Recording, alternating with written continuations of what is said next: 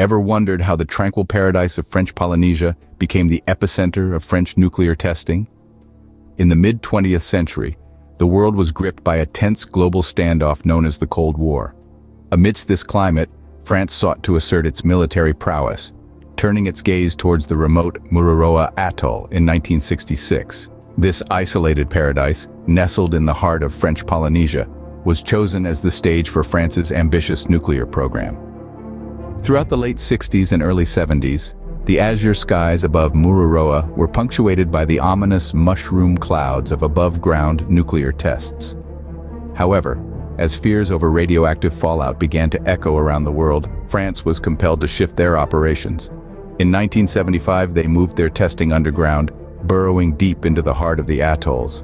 As the world watched, the serene lagoons of Mururoa and Fangataufa became theaters of nuclear power.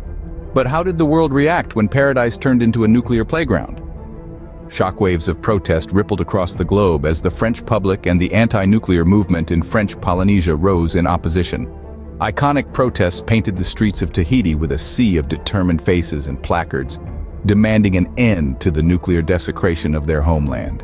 Legal actions were launched, pushing the boundaries of international law and challenging the perceived invincibility of nuclear powers. The world watched and waited as the French government temporarily suspended testing in 1992, a move celebrated as a victory. But the celebration was short-lived. In 1995, the tests resumed, much to the world's dismay. Yet, the tireless efforts of the protesters were not in vain. By January 1996, the final nuclear test was conducted, marking the end of an era. The battle was fierce, but it was only the beginning of a long journey to restoration. So, what happens when the dust settles after a nuclear storm?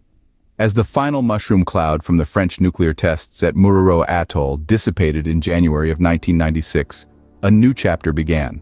It was time for restoration. The military and civilian facilities that once facilitated the detonations were dismantled. The scarred landscapes of Mururoa and Fangataufa atolls began a slow process of healing, inching back towards their former natural states. But the story doesn't end with the physical restoration. In the same year, a significant stride towards peace was made when France signed the protocols of the South Pacific Nuclear Free Zone Treaty. This was a commitment to a future free from the shadow of atomic explosions in the region. Yet, the story of Mururoa and Fangataufa is still being written. The echoes of the blasts may have faded, but their geopolitical impact continues to resonate. But what does the legacy of French nuclear testing mean for the geopolitical landscape of the South Pacific and beyond? Let's delve into the lasting impact. The echoes of these tests reverberate in the halls of power across the globe. They've left an indelible mark on the geopolitics of the South Pacific, spurring a greater commitment to nuclear non-proliferation and disarmament.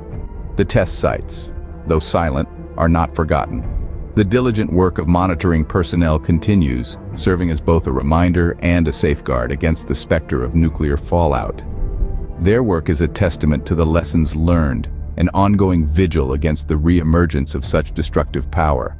But let's not forget the broader implications. These tests, and the international response they evoked, have shaped the global conversation around nuclear power. They've underscored the necessity for transparency, accountability, and international cooperation when handling nuclear technology. From controversy to restoration, the story of French nuclear testing at Mururoa Atoll serves as a stark reminder of the power and peril of the atomic age.